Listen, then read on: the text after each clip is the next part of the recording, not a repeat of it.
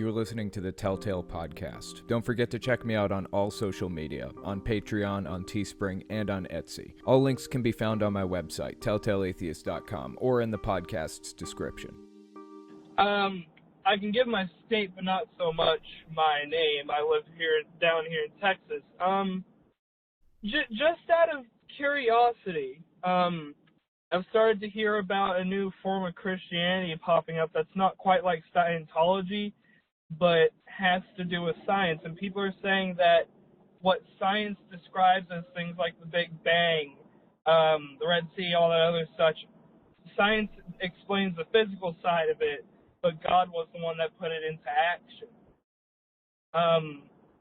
I can understand that, kind of, but I want to see your take on it. Thank you. Interesting question. Once again, thank you for the voicemail. I appreciate that. There is a conflict between religion and science in the U.S. Right now, we have 40, I don't remember what the percentage is, 40 to 44% or something, last I checked, of the country believes that Noah's Ark was a real, literal story, that the earth is less than 10,000 years old. That is in direct conflict with science. That's just not factual, period. Let's back up to the original question that this person has. Is it possible that God's kind of kicked it into gear and started the Big Bang and made evolution happen? That is possible. But now you're engaging in something called the God of the Gaps argument. Okay, so this is the God of the Gaps Wikipedia page.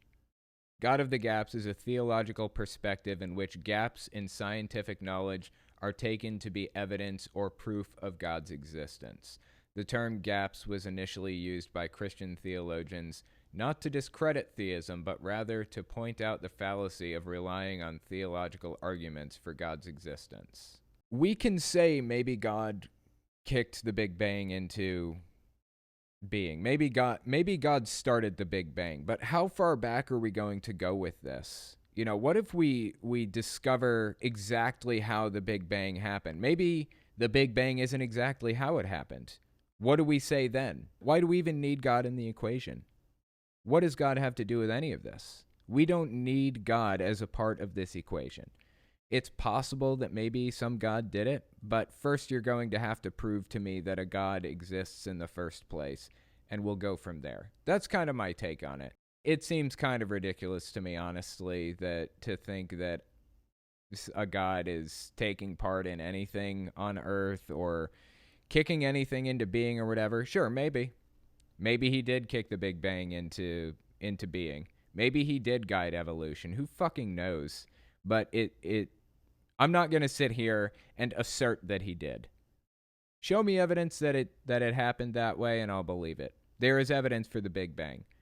I'm going to accept that evidence because it's strong. There's no strong evidence telling me that God is real and he loves us and all of this other junk, follows our lives, answers our prayers. No strong evidence for that.